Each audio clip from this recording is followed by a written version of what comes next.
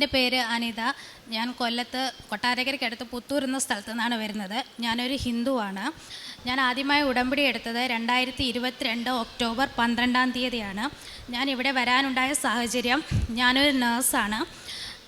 2015 മുതൽ ഞാൻ വിദേശത്തേക്ക് പോകാൻ ട്രൈ ചെയ്യുന്നതാണ്. 5 വട്ടത്തോളം IELTS എഴുതി. പക്ഷേ ഞാൻ പോയിൻറ്റുകൾ മാർക്ക് നഷ്ടപ്പെട്ട് അങ്ങനെ പോകാൻ പറ്റാതെയായി. അങ്ങനെ ആ സ്വപ്നം അവിടെ ഉപേക്ഷിച്ചു. അടുത്തത് ഡ്രൈവിംഗ് പഠിക്കാമെന്നുള്ള രീതിയിൽ പോയി. ഡ്രൈവിങ് ഒരു വട്ടം പോയി, പകുതി കിട്ടും പകുതി കിട്ടത്തില്ല. അങ്ങനെ 2-3 വട്ടമായി, അതും ഉപേക്ഷിച്ചു. അങ്ങനെ എല്ലാം ഉപേക്ഷിക്കപ്പെടണം എന്നുള്ള ഒരു രീതിയിലേക്ക് വന്നു. അങ്ങനെ പിന്നെ പുറത്ത് പ്രൈവറ്റ് ഹോസ്പിറ്റലിലൊന്നും ഹസ്ബൻഡ് വിടത്തില്ല, ജോലിക്ക് വിടത്തില്ല. ഹസ്ബൻഡിന് ദുബായിൽ ജോലിയുണ്ട്, അതുകൊണ്ട് ജീവിക്കാമെന്നുള്ള രീതിയായി. അതിനുശേഷം എൻ്റെ നാട്ടിലേക്ക് ചെല്ലാനോ മറ്റുള്ളവരെ ഫേസ് ചെയ്യാനോ ഒക്കെ വളരെ ബുദ്ധിമുട്ടായി. അവരെല്ലാം ചോദിക്കും, ഇത്രയും കഷ്ടപ്പെട്ട് അച്ഛനും അമ്മയും പഠിപ്പിച്ചിട്ട് ജോലിക്ക് പോകാതെ വീട്ടിലിരിക്കാനാണോ? എങ്കിൽ പിന്നെ ലോൺ എടുക്കണ്ടായിരുന്നല്ലോ, ബാങ്കിൽ പോകാം, ബാങ്ക് മാനേജർ വക ക്വസ്റ്റ്യൻ, അങ്ങനെ എല്ലാ ഭാഗത്തുനിന്നും ക്വസ്റ്റ്യൻ നേരിട്ടു. എല്ലാവരുടെയും മുമ്പിൽ തലകുനിച്ച് നിൽക്കേണ്ട അവസ്ഥയായി. അങ്ങനെ ഒടുവിൽ അവസാനം തയ്യൽ പഠിക്കാൻ ഞാൻ പോയി. എങ്കിൽ ഇപ്പം നല്ല ഒരു ബ്ലൗസ് തയ്ച്ച് കൊടുക്കുന്നതിനായാലും 10-200 രൂപ കിട്ടുമെങ്കിൽ തയ്യൽ പഠിക്കാമെന്ന് പറഞ്ഞ് തയ്യൽ പഠിക്കാൻ പോയി. ആ സമയത്താണ് കൊറോണ വരുന്നത്. കൊറോണ വന്നു, എൻ്റെ ഹസ്ബൻഡിന് കൊറോണ പിടിച്ചു. അവസാനം പുള്ളി ആ ജോലി ഉപേക്ഷിച്ച് നാട്ടിൽ വന്നു. അങ്ങനെ ഞങ്ങളുടെ മുമ്പിലുള്ള മാർഗ്ഗങ്ങളെല്ലാം അടഞ്ഞു. ഹസ്ബൻഡിന് ജോലിയില്ല, വീട്ടിൽ വേറെ ആർക്കും ജോലിയില്ല. ആ സമയത്ത് തന്നെയാണ് എൻ്റെ ഹസ്ബൻഡിൻ്റെ അച്ഛന്, എൻ്റെ ഫാദറിലേക്ക് ക്യാൻസറായി. അത് 2ാം സ്റ്റേജായിരുന്നു. അങ്ങനെ ഇത് കുറേ ക്രിട്ടിക്കലായി. പുള്ളി മരണത്തോട് അടുത്തുകൊണ്ടിരിക്കുന്ന സമയത്താണ് ഞങ്ങളുടെ തന്നെ കാസ്റ്റിലുള്ള ഒരു ചേച്ചി അവിടെ വരികയും ഇതുപോലെ ഉടമ്പടി ഉപ്പും തേനും ഒക്കെ കൊണ്ട് തന്നിട്ട് പറഞ്ഞു, ഇതുപോലൊരു പള്ളിയുണ്ട്, അവിടെ ചെന്ന് പ്രാർത്ഥിച്ചാൽ അസാധ്യമായ ഏത് കാര്യവും മാധവ് സാധിച്ചു തരും എന്നൊക്കെ പറഞ്ഞു. അപ്പം ഓക്കെ ശരി പോകാമെന്നായി. അങ്ങനെ അദ്ദേഹത്തിൻ്റെ മരണത്തിന് ശേഷം ഞാനും ഹസ്ബൻഡും എൻ്റെ ഇളയ കുഞ്ഞും കൂടി ഇവിടെ വന്നു, ഉടമ്പടി എടുത്തു. എൻ്റെ ആദ്യ നിയോഗമായിരുന്നു OET അല്ലെങ്കിൽ IELTS എനിക്ക് പാസ്സാകണം എന്നുള്ളത്. അങ്ങനെ ഇവിടെ വന്ന് നിയോഗമൊക്കെ വെച്ചു, വീട്ടിൽ പോയി. അതിനു മുമ്പ് ഞാൻ നഴ്സിംഗ് പഠിക്കുമ്പം തന്നെ എൻ്റെ കൂടെ ഒരു ബൈബിളുണ്ട്. എൻ്റെ കൂടെയുള്ള ഫ്രണ്ട്സൊക്കെ പ്രാർത്ഥിക്കുമ്പോൾ അങ്ങനെ അവരുടെ കൂടി ചേർന്ന് പ്രാർത്ഥിക്കുകയും അങ്ങനെ യേശുവിൽ ഭയങ്കര വിശ്വാസത്തിലുള്ള ഒരാളായിരുന്നു ഞാൻ. കല്യാണം കഴിഞ്ഞ ശേഷം വിഷമങ്ങൾ വരുമ്പോൾ മാത്രം ബൈബിളിനെ ആശ്രയിക്കുന്ന ഒരു വ്യക്തിയായി ഞാൻ മാറിയിരുന്നു. അപ്പോൾ ആ ബൈബിൾ ഞാൻ കൂടെ എടുത്ത് വെച്ച് വായിക്കും. എനിക്ക് വിഷമം വരുങ്ങളെല്ലാം ഞാൻ യേശുപ്പച്ചനോട് പറയും, മാതാവിനോട് പ്രാർത്ഥിക്കും. അങ്ങനെ ആയിരുന്നു രീതി. അപ്പോൾ ഇവിടെ വന്ന് ഉടമ്പടി എടുത്ത ശേഷം ബൈബിൾ വായിക്കാൻ തുടങ്ങി. അങ്ങനെ IELTS വേണോ OET വേണോ എന്നതായിരുന്നു ആദ്യത്തെ എൻ്റെ ചിന്ത. IELTS എഴുതി ഒരുപാട് വട്ടം IELTS എഴുതി പരാജയപ്പെട്ടതുകൊണ്ട് പിന്നെ IELTS എഴുതാൻ എനിക്ക് വലിയ താല്പര്യം തോന്നിയില്ല. അങ്ങനെ ഞാൻ OET തിരഞ്ഞെടുത്തു. ഓൺലൈൻ ക്ലാസ് തുടങ്ങിയപ്പം റീഡിങ്ങും ലിസണിങ്ങും എനിക്ക് ഭയങ്കര പാടായി. കാരണം വീട്ടിലിരുന്ന് പഠിക്കാൻ പറ്റത്തില്ല, കുഞ്ഞുണ്ടായതുകൊണ്ട്. അങ്ങനെ ഞാൻ ഇതിന് രണ്ടിനും വേണ്ടി ഞാൻ ഓഫ്ലൈൻ പോയി ഒരു ഇൻസ്റ്റിറ്റ്യൂട്ടിൽ ചെന്നു. അവിടെ ചെന്നപ്പോൾ ആകെ തരികയായി. അവിടെ ഒരു സാറേ ഉള്ളൂ. സാറിന് OETയെക്കുറിച്ച് വലിയ ഗ്രാഹ്യമൊന്നുമില്ല. സാറിന് ആകെ IELTS മാത്രമേ അറിയത്തുള്ളൂ. അപ്പോൾ നമുക്ക് റീഡിങ്ങൊക്കെ അതിന് കുറേ ടിപ്സും ട്രിക്സും ഒക്കെ ഉണ്ട്. ഇതൊന്നും പറഞ്ഞു തരാൻ എനിക്ക് ആളില്ല. ഞാൻ വെറുതെ രാവിലെ ചെല്ലും, എന്തൊക്കെയോ വായിക്കും, എന്തൊക്കെയോ എഴുതും, പകുതി മുക്കാലും പൊട്ടത്തെറ്റ്, അങ്ങനെയൊക്കെ. അങ്ങനെ കൂടെ പഠിച്ചിരുന്ന കുട്ടികൾ 2-3 തവണ എഴുതിയ ശേഷം അവർ കൂടെ ഇരുന്ന കുട്ടികൾ എനിക്ക് പറഞ്ഞു തന്നു, ചേച്ചി റീഡിങ്ങിന് ഇത് ചെയ്യണം, ലിസണിങ്ങിന് ഇങ്ങനെയാണ് ശ്രദ്ധിക്കേണ്ടുന്നത് എന്നൊക്കെ. എന്തായാലും ഞാൻ എക്സാമിന് ഡേറ്റ് എടുത്തു, എല്ലാം മാതാവിൽ സമർപ്പിച്ചു. ഞാൻ എക്സാം എഴുതാൻ പോയി. ഇവിടെ വന്ന് അച്ഛൻ്റെ അനുഗ്രഹം വാങ്ങിച്ചു. പോയപ്പോൾ എൻ്റെ പൊട്ട ബുദ്ധിക്ക് എനിക്ക് തോന്നി, അവിടെ ചെല്ലുമ്പോൾ IELTSന് ഭയങ്കര സ്ട്രിക്റ്റാണ്, നമ്മുടെ സെക്യൂരിറ്റി ചെക്കിംഗ് ഒക്കെ ഭയങ്കര സ്ട്രിക്റ്റാണ്. അപ്പോൾ മാതാവിൻ്റെ കാശുരൂപം നഷ്ടപ്പെട്ടാലോ എന്ന് കരുതി ഞാൻ കാശുരൂപം കൊണ്ടുപോയില്ല.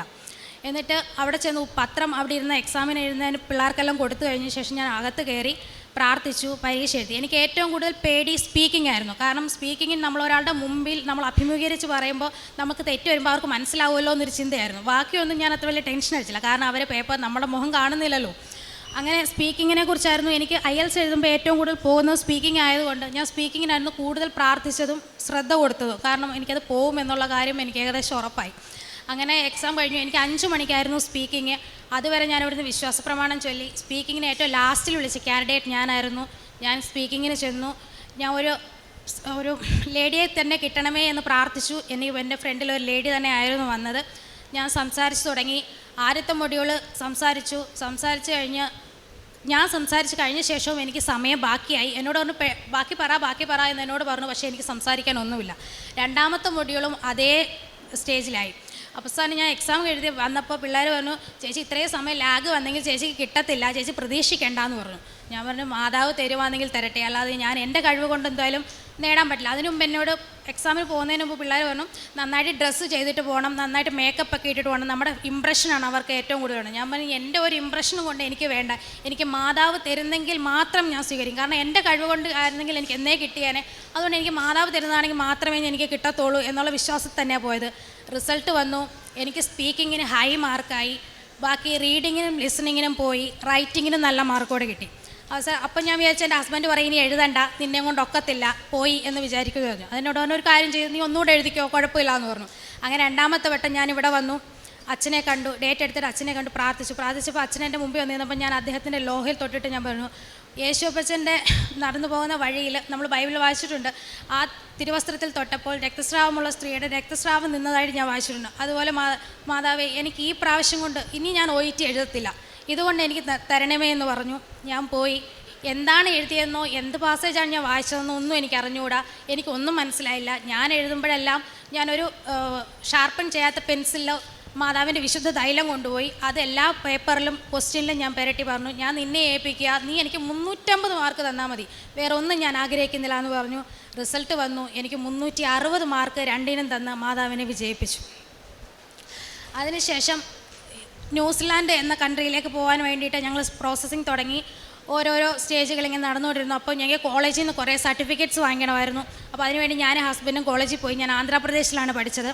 ഞങ്ങൾക്ക് ടിക്കറ്റ് റിസർവായി, ഞങ്ങൾ പോയി അവിടെ ചെന്ന് എല്ലാം കഴിഞ്ഞു. തിരിച്ചിങ്ങോട്ട് വരുമ്പോൾ അത് RAC ആയിരുന്നു, അതുകൊണ്ട് ഓക്കെ ഇതാവുമെന്ന് പറഞ്ഞു, റിസർവേഷൻ ആവുമെന്ന് പറഞ്ഞു. ഞങ്ങൾ അവിടെ നിന്ന് ഓട്ടോയിൽ കയറി റെയിൽവേ സ്റ്റേഷനിലേക്ക് വന്നപ്പോൾ മെസ്സേജ് വന്നു ടിക്കറ്റ് ക്യാൻസലായിപ്പോയിന്ന്. അപ്പോൾ എന്നോട് പേടിക്കേണ്ട, നമുക്ക് അവിടെ ചെന്നിട്ട് ടിക്കറ്റ് എടുത്ത് കയറാം, എന്നിട്ട് TTRനെ കൊണ്ട് നമുക്ക് ടിക്കറ്റ് ആക്കാമെന്ന് പറഞ്ഞു, AC ടിക്കറ്റ് ആക്കാമെന്ന് പറഞ്ഞു. അങ്ങനെ ഞങ്ങൾ അവിടെ വന്ന് കയറി ടിക്കറ്റും എടുത്ത് ട്രെയിനിൽ കയറിയപ്പോൾ ഒരു സീറ്റ് പോലും ഒഴിവില്ല. TTR പറഞ്ഞു ഒരു രക്ഷയില്ല. ഏകദേശം 8 മണിയായിരുന്നു രാത്രി. അപ്പം ഞങ്ങൾ അടുത്ത സ്റ്റേഷനിൽ ഇറങ്ങേണ്ടി വന്നു. അവിടെ നിന്ന് ട്രെയിൻ പിന്നെ 11 മണിക്കേ ഉള്ളൂ രാത്രി. ആ ട്രെയിനിലാണെങ്കിൽ ഒറീസയിൽ നിന്ന് വരുന്ന ട്രെയിൻ, അതിനകത്ത് 1 ഇഞ്ച് സ്ഥലമില്ല, ഒരു രക്ഷയില്ല കയറാൻ പോലും. റിസർവേഷൻ കമ്പാർട്ട്മെൻറ്റിലും ഇല്ല, AC-യിലും ഇല്ല. അങ്ങനെ ഞങ്ങൾ ആകെ വിഷമിച്ചു. രാത്രി 1 മണിയായി.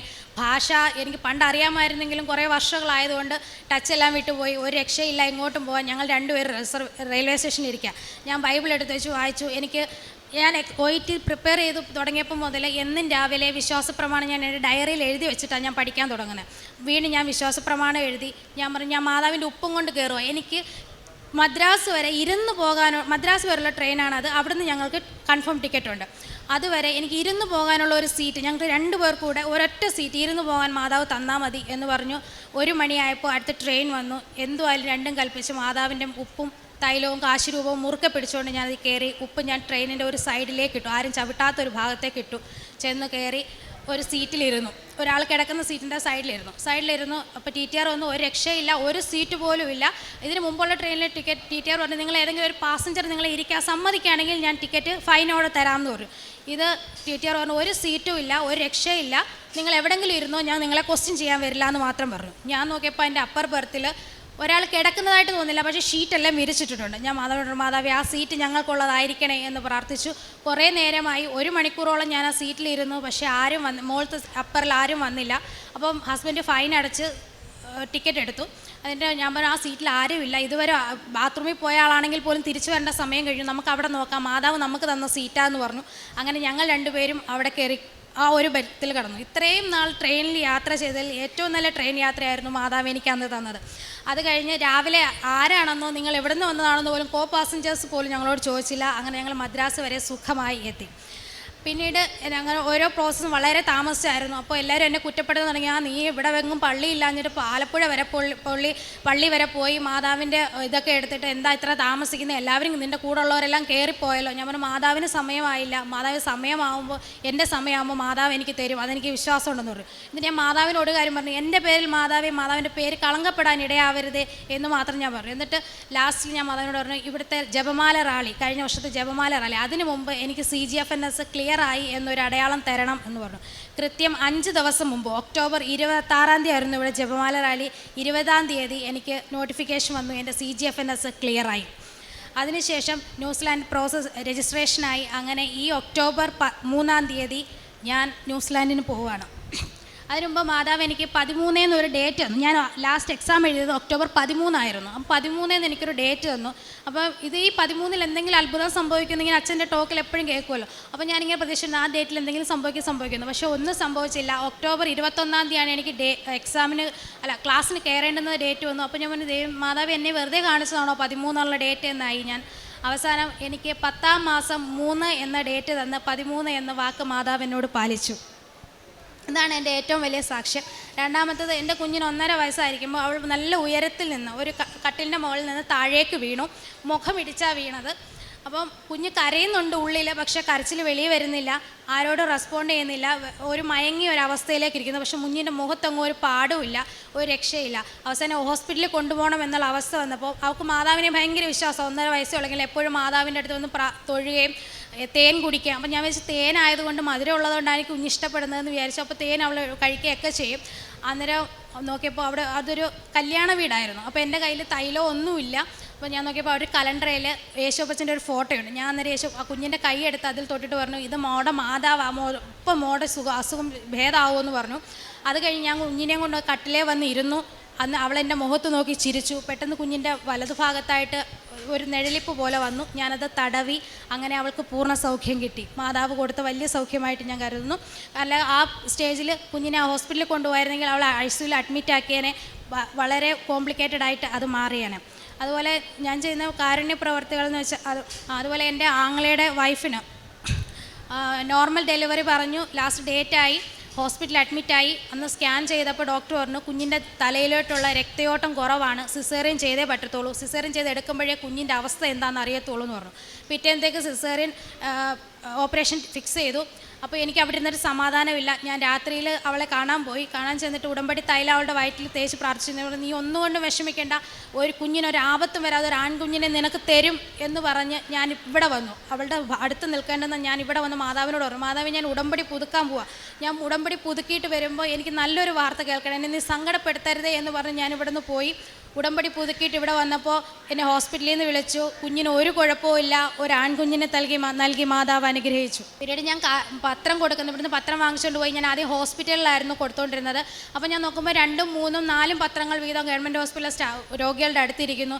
അവർ വായിക്കുന്നുണ്ടോ എന്ന് പോലും അറിയില്ല. ഇനിയും കിട്ടിയാൽ അവർ വാങ്ങിച്ച് അവിടെ വെക്കുകയാണ്. അപ്പോൾ എനിക്കതിലൊരു അസംതൃപ്തി തോന്നി. എന്തിനാ ഇങ്ങനെ ഒരുപാട് പത്രം വായിക്കുന്നത്? ഒരു പത്രം വായിച്ച് അവർക്ക് ഉപകാരമുണ്ടെങ്കിൽ അത് വാങ്ങിച്ച് വെച്ചാൽ പോരേന്ന് തോന്നി. അതുകൊണ്ട് ഞാൻ ഹോസ്പിറ്റലിൽ നിർത്തി. ഞാൻ കാഷ്യൂ ഫാക്ടറികളിൽ വൈകുന്നേരം അവർ 5 മണിക്ക് അവരെ വിടുന്ന സമയത്ത് അവിടെ പോയി നിന്ന് എൻ്റെ കയ്യിലിരിക്കുന്ന പത്രം മുഴുവൻ ഞാൻ അവർക്ക് കൊടുക്കാൻ തുടങ്ങി. അങ്ങനെ ഒരു സ്ഥലത്ത് തന്നെ പോലെ പല സ്ഥലങ്ങളിൽ പോയി ഞാൻ അവർക്ക് പത്രം കൊടുക്കും. അതുപോലെ ബസ് സ്റ്റാൻഡിൽ പോയി ഞാൻ ആഹാരം ഉണ്ടാക്കി ബസ് സ്റ്റാൻഡുകളിൽ കൊണ്ടു കൊടുക്കും. അവിടെ ഞങ്ങളുടെ അടുത്ത് പിന്നെ വൃദ്ധരായ അമ്മമാർ താമസിക്കുന്ന അനാഥാലയമുണ്ട്. അവിടെ പോയി അവർക്ക് വേണ്ടുന്ന കാര്യങ്ങൾ ചെയ്യും. ഇതൊക്കെയാണ് എൻ്റെ കാരുണ്യ പ്രവർത്തികൾ ഞാൻ ചെയ്തിരിക്കുന്നത്. 20-ാം സങ്കീർത്തനത്തിൻ്റെ 1-ാം വാക്യത്തിൽ നമ്മളിങ്ങനെ വായിച്ചു കേൾക്കുന്നു, നിൻ്റെ കഷ്ടകാലത്ത് കർത്താവ് നിൻ്റെ പ്രാർത്ഥന കേൾക്കട്ടെ. പ്രിയമുള്ളവരെ, നമ്മളുടെ ജീവിതത്തിൽ പ്രതിസന്ധികൾ ഉണ്ടാകുമ്പോൾ, തകർച്ചകൾ ഉണ്ടാകുമ്പോൾ, അല്ലെങ്കിൽ നമ്മൾ ഉയരുന്നില്ല എന്നുള്ള ബോധ്യത്തിലേക്ക് നമ്മൾ കടന്നു വരുമ്പോൾ, ദൈവത്തിൽ ആശ്രയിക്കുന്ന ഒരു വ്യക്തിയുടെ ജീവിതം ദൈവം അത് സുരക്ഷിതമാക്കുമെന്നും ദൈവത്തിൻ്റെ പദ്ധതിക്കനുസരിച്ചുകൊണ്ട് മുന്നോട്ട് പോകുമെന്നും ഈ സഹോദരൻ നമ്മളോട് സാക്ഷ്യം പറയുമ്പോൾ നമുക്ക് വളരെ വ്യക്തമായിട്ട് മനസ്സിലാവുകയാണ്. നമുക്കറിയാം, ഈ സഹോദരി തൻ്റെ വിശ്വാസത്തിൻ്റെ പ്രതീകമായിട്ട് ഉപയോഗിച്ചത് വിശുദ്ധ ഗ്രന്ഥത്തിൽ നമ്മൾ വായിക്കുന്ന രക്തസ്രാവക്കാരിയായിട്ടുള്ള സ്ത്രീ കർത്താവിൻ്റെ വസ്ത്രത്തിൻ്റെ വിളുമ്പിൽ സ്പർശിക്കുകയും സുഖം പ്രാപിക്കുകയും ചെയ്യുന്നതാണ്. നമുക്കറിയാം, സിറോഫിനീഷ്യൻ വംശജയായിട്ടുള്ള സ്ത്രീ കർത്താവിൻ്റെ സന്നിധിയിലേക്ക് വരുന്നു. കർത്താവിൻ്റെ സന്നിധിയിൽ വന്നുകൊണ്ട് തൻ്റെ കുഞ്ഞിന് വേണ്ടിയിട്ട് പ്രാർത്ഥിക്കുന്നു. ഇങ്ങനെ വ്യത്യസ്തങ്ങളായിട്ടുള്ള സാഹചര്യങ്ങൾ നമ്മൾ വിശുദ്ധ ഗ്രന്ഥത്തിൽ നമ്മൾ കാണാറുണ്ട്. കർത്താവിൻ്റെ സന്നിധിയിൽ വിശ്വാസം ഏറ്റുപറഞ്ഞുകൊണ്ട് പ്രാർത്ഥിക്കുന്നവരുടെ ജീവിതത്തിലേക്ക് കർത്താവ് കടന്നു വരുന്നതും കർത്താവ് സൗഖ്യപ്പെടുത്തുന്നതും കർത്താവ് അവരുടെ ജീവിതത്തിൽ അവർക്ക് ആവശ്യമായിട്ടുള്ള കാര്യങ്ങൾ ക്രമീകരിക്കുന്നതായിട്ട് നമ്മൾ വിശുദ്ധ ഗ്രന്ഥത്തിൽ നമ്മൾ വായിക്കുന്നുണ്ട്.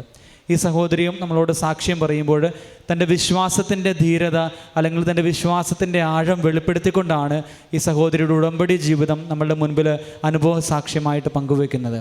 വിശ്വാസത്തോടുകൂടി ദൈവതിരുസന്നിധിയിൽ പ്രാർത്ഥിക്കുന്ന ഏതൊരു വ്യക്തിയുടെയും ജീവിതത്തെ കർത്താവ് സ്പർശിക്കുമെന്നും ആ വലിയ അനുഭവം തങ്ങളുടെ ജീവിതത്തിൻ്റെ കുറവുകളെ നിറവുകളാക്കി മാറ്റുമെന്നും ഈ സഹോദരി ഉടമ്പടി സാക്ഷ്യത്തിലൂടെ നമ്മളോട് പങ്കുവെക്കുകയാണ്.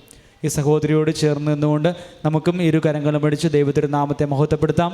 പരിശുദ്ധ അമ്മയ്ക്കും തിരുക്കുമാരനും നന്ദി പറയാം. അത്യപൂർവ ദൈവാനുഭവങ്ങൾ ഇനി നിങ്ങൾക്കും സ്വന്തം. ഈ യൂട്യൂബ് ചാനൽ ഇതുവരെ സബ്സ്ക്രൈബ് ചെയ്തിട്ടില്ലെങ്കിൽ ഇപ്പോൾ തന്നെ സബ്സ്ക്രൈബ് ചെയ്യുക. ഈ വീഡിയോ ഇപ്പോൾ തന്നെ നിങ്ങളുടെ സുഹൃത്തുക്കൾക്ക് ഷെയർ ചെയ്തുകൊണ്ട് കർത്താവിൻ്റെ പ്രേക്ഷിതരാകുക.